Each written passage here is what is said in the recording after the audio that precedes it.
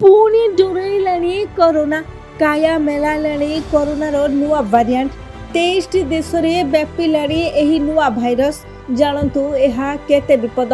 ହଁ, ଯେତେବେଳେ ବି corona virus ବିଲୁପ୍ତ ହେବାର ଦ୍ୱାରଦେଶରେ ଥାଏ, ସେତେବେଳେ ଏକ ନୂତନ ପ୍ରକାରର ବ୍ୟାପିଥାଏ ଏବଂ ଲୋକଙ୍କୁ ଦ୍ରୁତ ଗତିରେ ସଂକ୍ରମିତ କରିଥାଏ। ଗତ କିଛି ସପ୍ତାହ ଧରି କରୋନା ଭାଇରସ୍ର ଓମିକ୍ରନ୍ ଭାଇରଲ୍ର ଏକ ନୂତନ ସବ୍ ଭାରିଆଣ୍ଟ BA.3.2 ସାରା ବିଶ୍ୱରେ ଦ୍ରୁତ ଗତିରେ ବ୍ୟାପିବାରେ ଲାଗିଛି।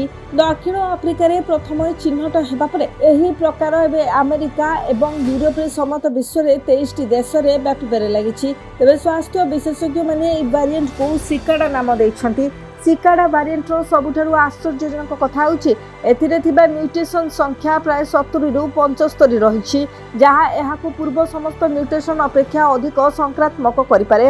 ତେବେ ସିକାଡା ଭାରିଆଣ୍ଟରେ ପ୍ରାୟ 70ରୁ 75 ମ୍ୟୁଟେସନ୍ ଦେଖାଯାଇଛି, ଯାହା ମୁଖ୍ୟତଃ ଏହାର ସ୍ପାଇକ୍ ପ୍ରୋଟିନ୍ରେ ଅବସ୍ଥିତ। ବୈଜ୍ଞାନିକମାନେ ବିଶ୍ୱାସ କରନ୍ତି ଯେ ଏହି ଅସାଧାରଣ ସଂଖ୍ୟକ ମ୍ୟୁଟେସନ୍ ଏହାକୁ ବିଦ୍ୟମାନ ଟିକାରୁ ରକ୍ଷା କରିବାରେ ସକ୍ଷମ କରିଥାଏ। ତେବେ 25ଟି ଆମେରିକା ରାଜ୍ୟରେ ମାମଲା ମିଳିଛି। ଏହା ବିମାନ ବନ୍ଦରର ବର୍ଜ୍ୟ ଜଳ ଏବଂ ଯାତ୍ରୀ ନମୁନାରେ ନିଶ୍ଚିତ ହୋଇଛି। ଏହାର ଉଚ୍ଚ ମ୍ୟୁଟେସନ୍ ହାର ଯୋଗୁଁ ଏହାକୁ ନଜରରେ ଥିବା ଏକ ମ୍ୟୁଟେସନ୍ ଭାବରେ ବର୍ଗୀକୃତ କରାଯାଇଛି। ତେବେ ଡାକ୍ତରଖାନାରେ ଭର୍ତ୍ତି ହେବାର କୌଣସି ଅସ୍ୱାଭାବିକ ବୃଦ୍ଧି ହୋଇନାହିଁ। Bureau report, Biraja news.